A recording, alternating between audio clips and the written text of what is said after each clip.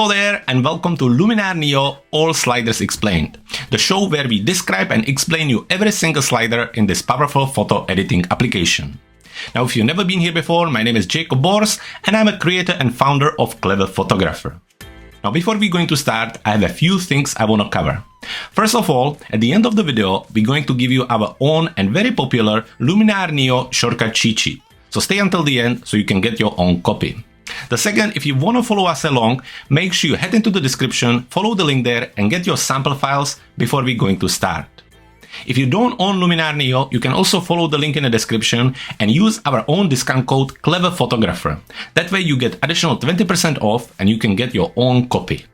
And finally, we want to ask you to like and comment on our videos and also follow our channel so we can keep creating content like this.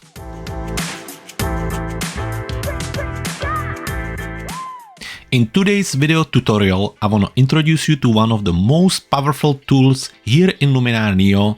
More specifically, we are going to be looking at Sky AI tool. If the sky in your photo isn't compelling, you can easily replace it with the Sky AI tool. This tool is designed to work with flat or blown out skies, but can be refined to work with most skies using the sliders. Using the power of artificial intelligence, Sky AI automatically analyzes an image, identifies where the sky begins and ends, and it recognizes if the water is featured in the image. It then seamlessly replaces the sky and adds the reflection to any bodies of water to create a realistic look. Now we are once again here in Luminar NEO, we are in the Edit module, and we are focusing on the creative part of our toolbar. The tool number 2 is called Sky AI tool, and once we click on this little arrow, we can open it. Looking at the layout, we have the sky selection on the top and then 5 additional sections. Now the Sky AI tool has over 18 sliders and buttons, and this is the reason why I want to start by telling you about our sample files so you can follow me along and do the edit on your own computer. It's going to be easier if you're going to see yourself what we're trying to do when I'm going to be explaining every single slider and option.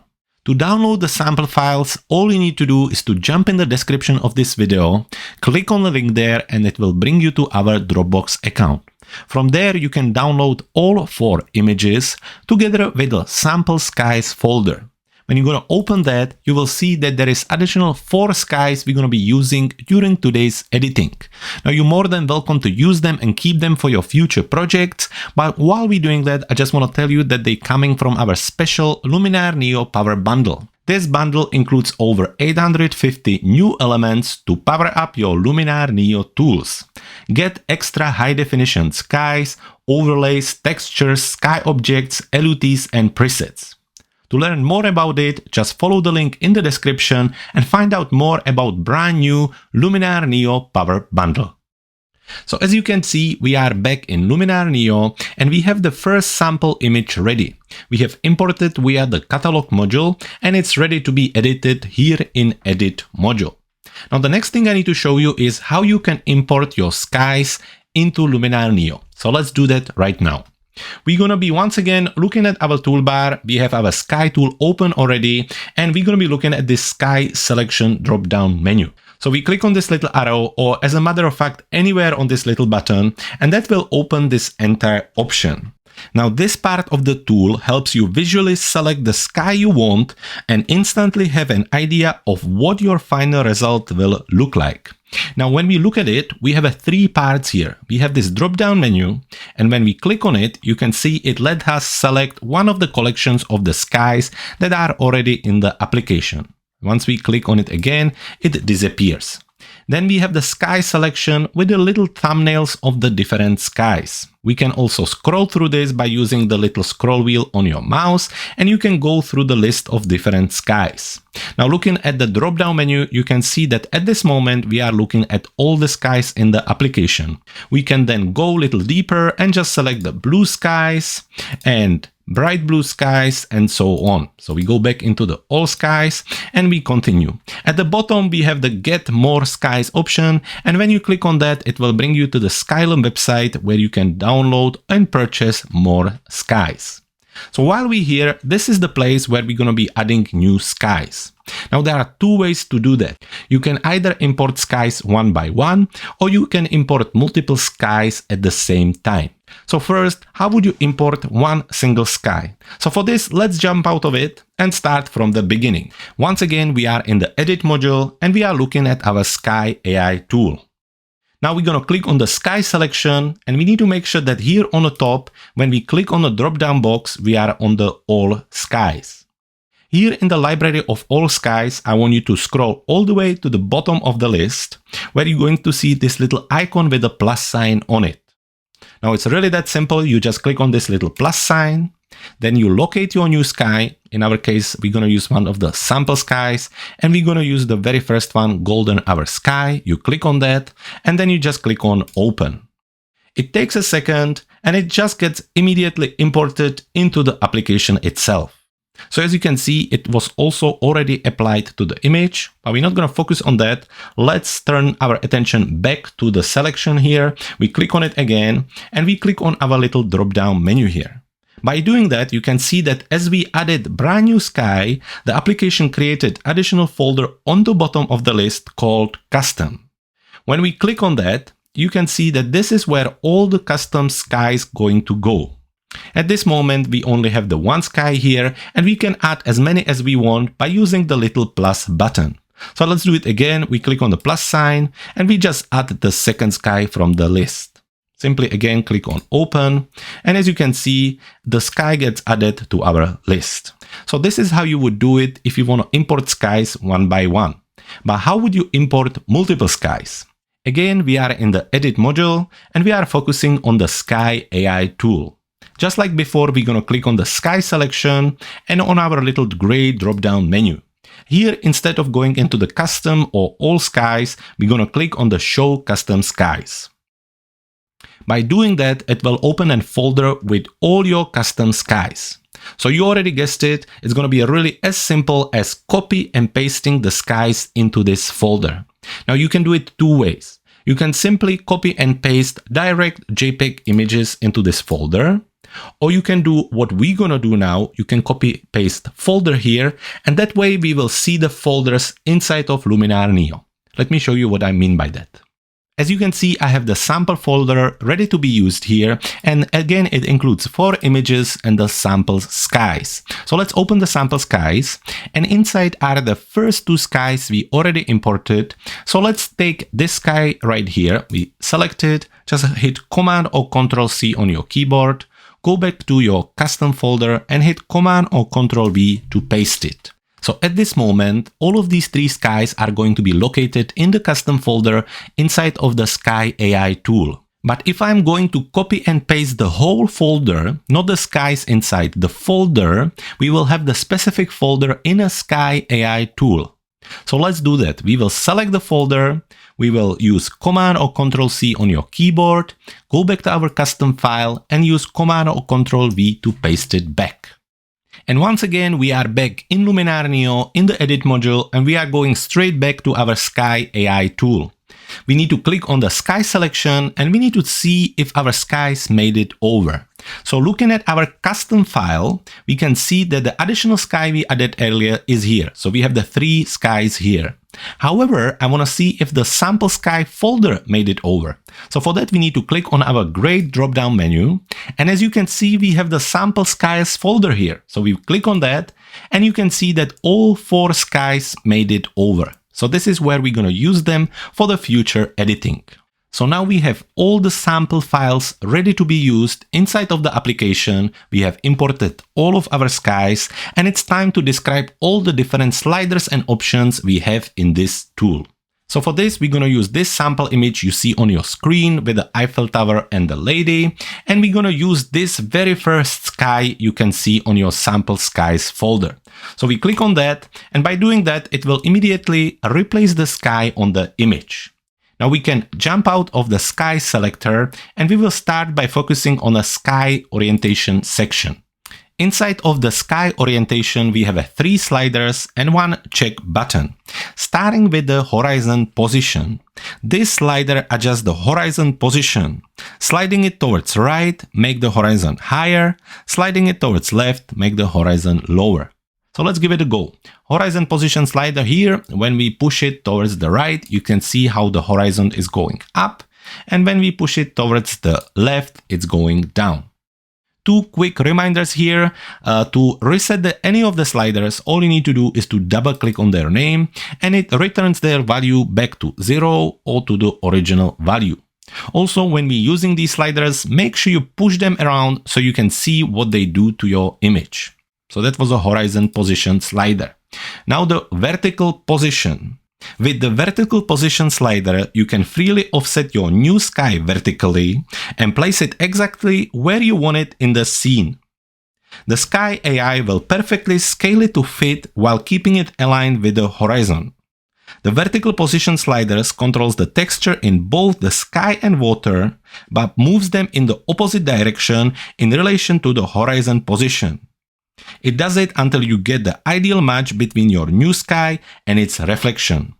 So now let's try it. When we push the vertical position slider towards the right, it usually just takes the sky and push it up. So very similar to the horizon position. However, when we push it towards the left, you can see how the effect really works. You can see how it's adjusting the sky together with the horizon line. So this is where you really need to find the combination between the horizon position and vertical position. And now it's time to look at the horizontal position. With this slider, you can freely position the sky horizontally and place it exactly where you want it in the scene. Sky AI will perfectly scale it to fit while keeping it aligned with the horizon. So again, let's try it. When we push it towards the right, you can see the sky is moving towards the right.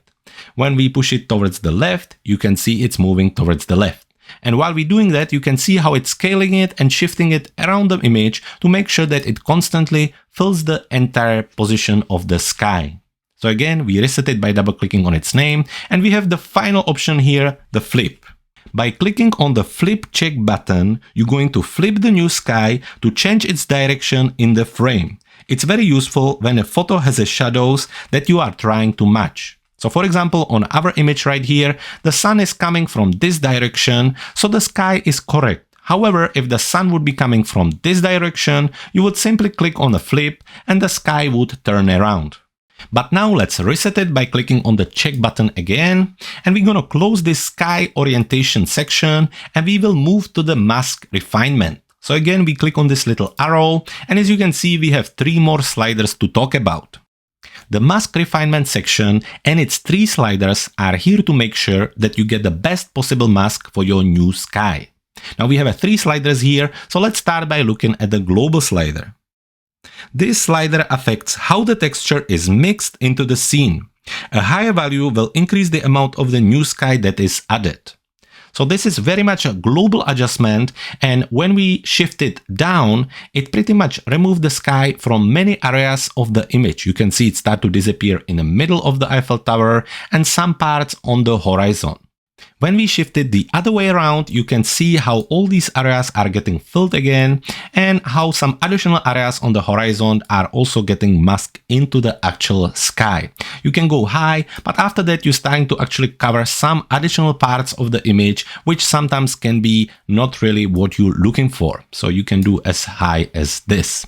The default value of our global slider is 30, and quite often that's the right amount of the global adjustment. The next slider is called Close Gaps. This slider fixes small details and holes that were not initially filled by the Replace Sky tool. You may need to adjust it if the image has fine details such as trees or wires. For this, we're gonna zoom in, so let's say about 200%, and we're gonna be focusing on this area around the lady's dress. This is where you can see some parts of the sky are not matching. Going back to our Close Gap slider, you can see the default value is 10, and when we bring it down, we lose some part of the mask in these areas. However, when we go the other way around, when we go up, up, up, up, up, you can see how this all gets filled in and masked properly. So again, when I bring it down, you can see the glow around the dress and around these areas. And when I bring it the other way around, you can see how it gets nicely filled in. And finally, the Fix Detail slider. This slider fixes small imperfections around the edges of your new sky. So for example, the edges of her dress, again, the Fix Details by default are on 30. And when we push it down, we lose some of these little details around her dress, and we get a little bit of additional glow around it. Where when we push it the other way around, we actually bring some of these details back in. Now it's important to remember that these sliders work very much together, and the key is to find the right balance between them. So you really need to play around with it and see what works the best on your image. So this was the mask refinement section, so we can close that. And now we're going to be looking at the section number 3, the scene relighting. For this, we can zoom out on the image again, and we're going to be looking at the first slider called Relight Strength. This slider adjusts the exposure of the scene to match the new sky. The default value is 20, and when we bring this slider down, there is pretty much no light matching between the sky and the rest of the image. However, when we go the other way around, and I like to go quite high on this one, somewhere around 60-70 is usually the good option, you will get a really good match between the sky and the rest of the image. The next slider is called Relight Saturation. This slider adjusts the saturation of the relighting effect to realistically add the color from the new sky to the scene. So by default, this slider is on 0. However, again, I like to go quite high to make sure that everything matches nicely together. And the final slider is called Relight Human. The Relight Human slider controls relighting for any people in the scene, matching people to the new sky for more realistic effect. So let's give it a go. Relight Human slider, again by default on 0, and it really only works when there are people in the scene. So by shifting it towards the right, you can see how it's adjusting the brightness of the actual person more towards the sky and the rest of the image. So again, those 3 sliders are very handy and very powerful when it comes to matching the sky to the rest of the image. So this was the scene relighting section, and we're going to be moving to the reflection section. The reflection section of this tool is all about adding a sky reflection into the water. But of course, there is no water in this image, so I will show you how it works on another example. But still, anyway, let's just talk about the tool slider. We have the reflection amount, which allows you to adjust the intensity of the reflection to your liking. And then we have the water blur. The water blur slider allows you to blur the reflected sky to better match an uneven water surface due to waves or ripples.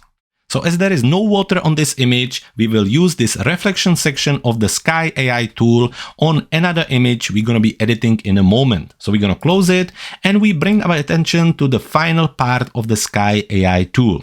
It's called Sky Adjustments, and it's all about adjusting the actual look of the sky. We have 5 sliders here, so let's go through them. The first one is called the defocus. This slider defocuses the sky and is useful when a shallow focus is used with the foreground object. So this is a perfect example for our image. As you can see, we have the lady fully in focus and then everything else at the back a little bit soft. So this is where we can come back to our slider. By default is on 0, and when we're gonna shift it towards the right, we adding more and more blur and softness to the actual sky. So it's up to you what you're gonna like. You can go as high as 100, where it almost disappears and it just becomes very, very soft, or you can go a little lower to make it more realistic. So somewhere around here. The next slider is called grain. Use this slider to match the new sky to the grain in the original photo for a seamless, realistic effect. So from time to time, you have an image with some grain in it, either because of the higher ISO or because you add it intentionally. And now you want to match it with the sky. So if your original image has a grain in it, you can add some grain by using this slider. So again, by default is on 0, and by shifting it towards the right, you can add more and more grain to your sky. Now we're gonna reset it by double clicking on its name, and we moved our attention towards the atmospheric haze. Use this slider to add a soft haze to the sky. Haze is useful for matching a replacement sky to the original image. especially if there is a moisture in the sky or environmental pollution. So you can see how it works. Again, starting on 0, you can really shift the atmospheric haze all the way up and get more and more haze in the sky itself. So it depends on your project, depends on the original image. This can be very handy slider. And finally, we have a warmth and brightness, and they pretty much very much self-explanatory. However, you guessed it, with the warm slider, you can adjust the color temperature of an image and the sky. So by going towards the right, you make the sky and the rest of the image warmer. And by going towards left, you make the sky cooler. And as we have the sky relight on and the saturation on there, it pretty much cool down the entire image. Now we're gonna double click on its name and talk about the brightness, and this slider darkens or lightens the new sky. It's useful for matching with this original image.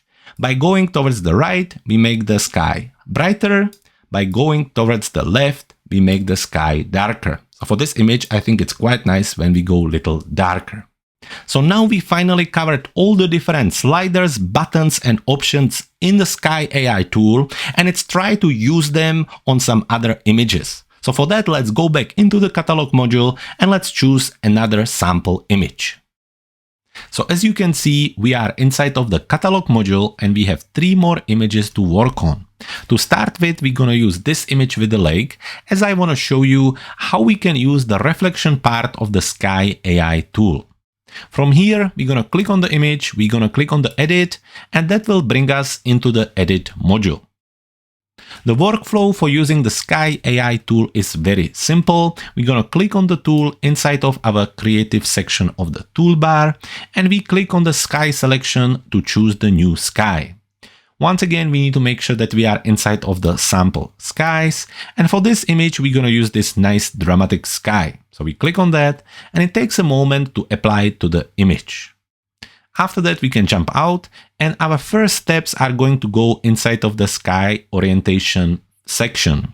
Here we have the 3 options. The horizon position, what I always like to do is to shift it up to see where the horizon is and then just adjust it to what I like. So I always keep an eye on the forest and the mountains to see that it looks nice and natural. After that, we can adjust the vertical position, which I quite like, I would leave it. However, with the horizontal position, we can definitely shift it around and maybe get a little bit more brightness in this area of the image. So let's see until we get something like this. I don't want to flip the sky around, so we leave that. And now we can close the sky orientation. The next steps are going to bring us into the mask refinement. So for this, we always have to zoom in. So we go somewhere around 100. And then we just check the edges of the original picture to see if the mask looks good. And looking at this example, I think the mask is quite good, so we don't need to make any adjustments to it. So we bring it back. And we close the mask refinement here. After that, we go inside of the sky relighting. Here we have the first option, relight strength, where we adjust the brightness of the sky together with the brightness of the original image. So I told you earlier, I like to use this quite high to make sure that everything matches nicely together. So somewhere around 50, I think will work very well for this image. And after that, we can move to the relight saturation. For this, again, let's go nice and high, somewhere around 50 to make sure that everything matches nicely together.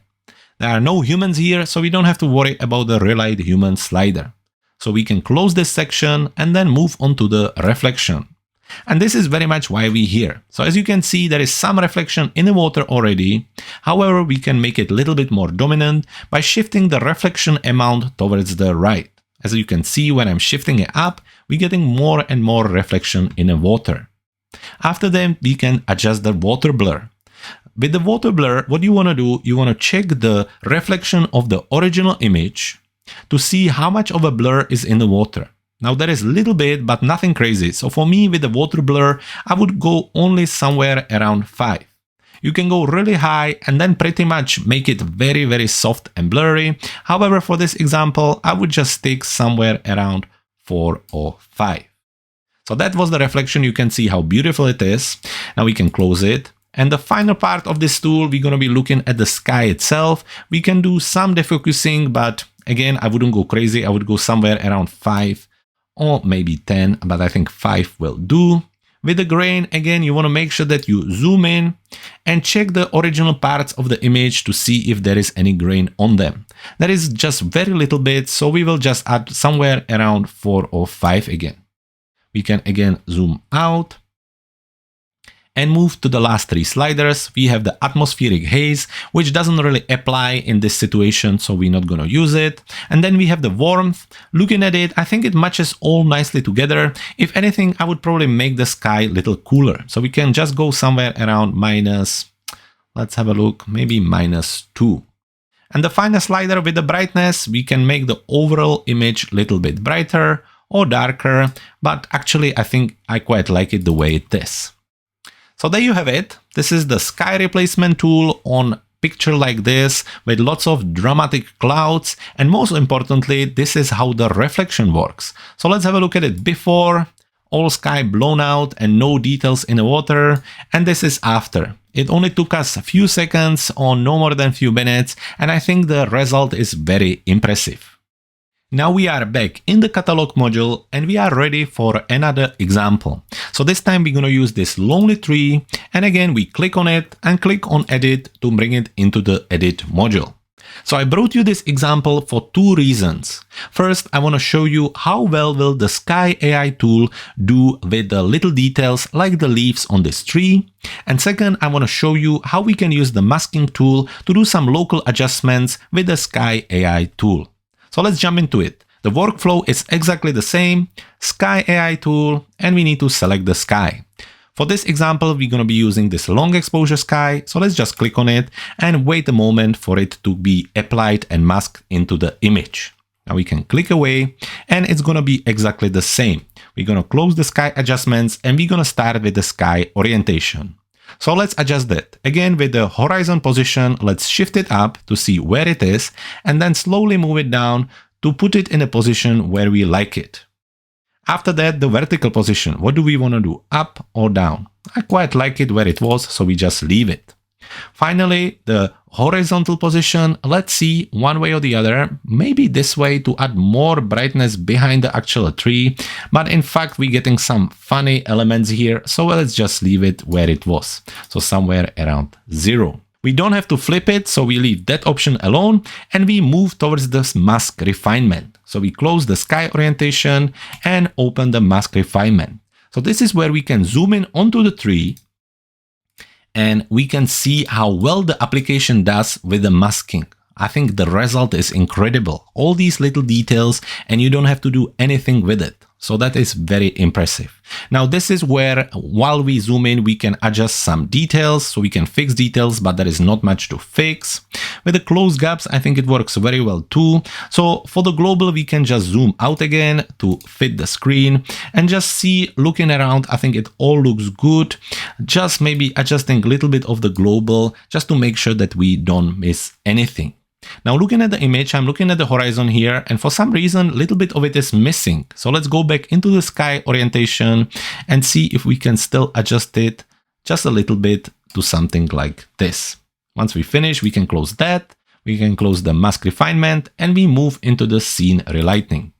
So here we're going to adjust the strength of the relight. Let's push the slider again all the way until around 50 to make sure that we match the exposure and brightness of the sky together with the rest of the image. Now what's interesting to watch is that as on the sky, this part of the sky is dark. Also this part of the actual original image is getting dark compared to the rest of it. So that's quite impressive. So when I bring it down, you can see how this was originally bright. And when I bring it up, you can see how it's getting darker. So that's quite cool. Then we move towards the relight saturation. So again, we push it to add some additional saturation from the sky to the original image. Again, there is no human, so we can close this selection. After that, the reflection, there is no reflection here, so we don't worry about it. And the final thing we can look at is the sky adjustments. So let's have a look at it. Defocus, we don't have to do as it's already nice and soft. Grain, again, let's zoom in to 100%. And the original image isn't really grainy, maybe just a little bit, so we add maybe something between 2 or 3. Atmospheric haze, we don't have to add. Are we gonna add a little bit of warmth, maybe extra warmth? Oh, well, not. And with the brightness, if anything, I would like the sky to be maybe a little bit brighter. So we do something like this. So this is when you finish with your Sky AI tool. However, I think some parts are becoming a little bit flat. You can see the light is pretty much same across the whole original part of the image. So all the grass having the same shade, and I would like it to be a little bit different at some parts of it. So to translate that, I would like to do a little bit of a local adjustments to remove the effect of the Sky AI tool. So for this, we're going to jump into the Add Mask. And as the effect of the sky is applied to the entire image, I just want to remove some parts of it. So we're going to use the erase tool for this. Again, we have the paint mask option here. We can adjust the size of the brush. And what we definitely want to do is to adjust the strength of the eraser. We don't want to remove it 100%. We want to remove just a little bit of it. So for me, I will go just somewhere around 20%. I think we're going to still adjust the size. I want a bigger brush. And now wherever we're going to brush, we're going to remove some parts of the effect of the Sky AI tool. So I think for me, this part definitely, just to make it a little bit brighter. Again, we can brush multiple times to remove the parts we like. So we're getting some of the brightness back here, which I think is really cool. Then we can again brush over this part and maybe bring some brightness back here as well. And I think when it comes to these mountains, we can also make them just a little bit brighter, because I think that exposure, the minus exposure is a little bit too strong there. So there you have it. And now let's have a look at the before and after. So I think the result is very cool. And what we learn here is that we can use the masking tool even for the Sky AI tool. And also that the Sky AI tool is very good at working with the little details like these leaves on the tree. Now the magic and the key of the masking working well is to have a high definition sky, and also your original image has to be a large resolution. So that way the tool finds it easier to find all these little details and mask them out. And to finish this tutorial, we have one more image to work on. So we're going to use this bridge with a beautiful river under it, and we click on the edit to bring it into the edit module. So what we're going to try to do here, we're going to try to replace the sky with a starry sky. Then we're going to use masking to do some local adjustments. And then we also going to use some additional tools from Luminar NEO to make the effect even stronger. So the workflow is same as always. We're going into the Sky AI tool. We're going to go into our sky selection, and we're going to use the fourth sky with the stars in it. So it takes a moment, it applies it to the image, and it's ready. So click out and start by going into the sky orientation. As always, adjust the horizon position. And I think somewhere around here is fine. Then we can adjust the vertical position and just see what we like the most. I think we leave it on a 0. I think it's fine. Then with the horizontal position, maybe something like this, just to shift it around a little bit. Now we can try to flip it and see what we like the most. And actually when we do it like this, I quite like how the clouds are copying the bridge. So I think I like it when it's flipped around. So let's see if we need to adjust the horizontal position again, and we can adjust it a little bit to get something like this. So this is what we done with the sky orientation. So we can close this section and move towards the mask refinement. Let's have a look. We're getting a little bit of coral leak into the actual mountains here. So can we adjust that with a global slider? We can go minus and be removing some of the blues from the actual parts of the mountains. So that looks quite good. We can shift it up or down. And I think down is the way to do it. The gaps, when I zoom in, I think they're looking quite good. So I don't want to do anything to them. And we can zoom in maybe to somewhere around 200 and just see how well we're doing around the bridge and so on. And actually, again, how impressive this is, these little details, and they all get masked out. So actually, we don't have to play around with the fixed details at all. However, if you want to, you can definitely try it. So we can close this, and then we look at the scene relighting. So again, starting with the relight strength. And as always, we like to push it quite high. So we're going to go somewhere around 60, 65. So this way we're matching the brightness of the sky with the original parts of the image. The saturation, definitely we adding some of the blues inside of the snow. And the human, there are no humans here, so we can close this section and move into the reflection. Now you can see some of the stars actually made it into the river, and we can see if we want to add more of it and see how that works, or less. And to be honest, I think somewhere around the 50 worked very well here. So the one thing I told you about the water blur slider is to check the original image and its reflection. You're basically trying to see how much of a blur was there on the original image. And as you can see on this example, there is a lot of it. You almost can't recognize the shapes. So we're going to add some water blur definitely to our stars, but you don't want to add too much because after that, you basically remove them completely from the water. So somewhere around 6, I think work quite well. Once we're done with the reflection, we can close it and we can look at the sky adjustments here. So defocus, we don't want to do that. We don't want to add any additional grain to the stars. Atmospheric haze, yes, we could add some, but I would leave it. With the warmth, I would leave it. And with the brightness, if anything, I would probably make it a little bit darker. I think that would work a little better. Now, of course, with adding the sky, we have removed again some parts of the image which had a nice glow, and we have made the original parts of the image a little bit flat. So again, we're going to be working with the masking tool. So we click on the add mask, make sure that we on a paint mask. We're going to be removing the effects, so we're going to be using the erase tool. And first thing first, we adjust the size. So first we're going to be adjusting the glow. And then softness we're going to leave, but we definitely want to adjust the strength. We want to go somewhere around 30. Maybe still adjust the size and just brush around these parts where there is the glow of the light. So I think something like this, and definitely at this part. And also around the town. Let's adjust the strength because I think we are a little bit too strong. And we're going to paint where the town is, just to bring some of the glow back. So something like this, I think work very well. And if we need to fix it, we will click on the brush. We can bring the strength up, make the brush a little bit bigger, and just make sure that we paint some of the effect back here. So that works very well. And that's about it there. Again, we're going to go on the eraser, adjust the strength, and just add additional glow to these parts where there is the town there. So we're going to just remove some of the sky tool effect and bring back the glow. The next thing I want to do, I still want to be on the razor tool. I want to adjust the size somewhere around 25, and I just want to add some dodge and burn. So in our case, we want to make some parts brighter. So we're going to just paint over these mountains here to make them a little brighter, and adjust the size again and paint over these mountains to make them a little brighter. And similarly, we can again adjust the size and maybe just paint over these areas on the water where the brightness from the mountains come across. So that's about it. So we are almost done.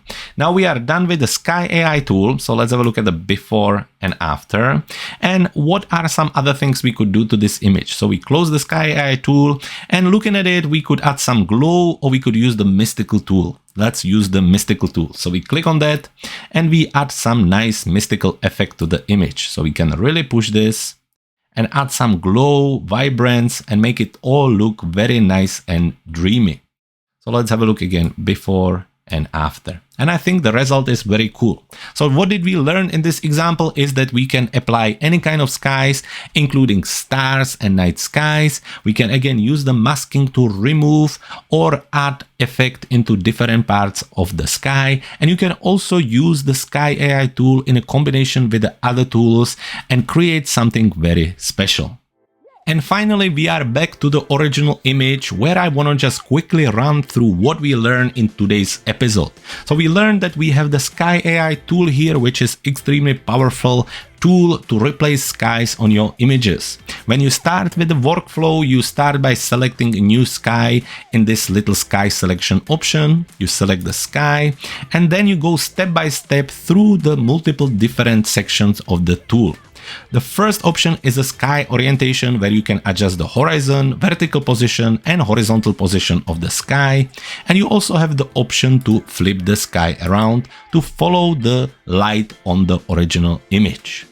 The next option is the sky refinement. You can adjust the global mask of the tool, you can also adjust the gaps around the original image, and you can fix some of the final details of your mask. The next option is focusing on the relighting of the image. You can use the relight strength slider to match the brightness of the sky together with the brightness of the original image. Then you can use the relight saturation to match the saturation of the sky with the original image. You can also use the relight human to adjust the brightness and saturation of the human with the new sky. After that, we have the reflection option where you can add or remove the reflection effect, and you can also add some additional blur to the reflection in the water. And the final option, the sky adjustments, very much focus on the sky itself. You can add some defocus and make the new sky a little bit more soft and blurry. You can add some additional grain to the sky to match it with the original image. You can also add some atmospheric haze. And then you can work with the warmth and brightness slider, in the first case to make the image warmer or cooler, and with the brightness to make the image brighter or darker. So now it's time to get your own Luminar NEO shortcut cheat sheet. All you have to do is to head to our website cleverphotography.com/luminargift and get it right now. Thank you so much for watching. I hope you had fun and I hope you learned something new. Please don't forget to follow our channel and also check out our other videos covering Luminar NEO. For today, thank you very much for watching. My name was Jakub and I can't wait to see you in the next one.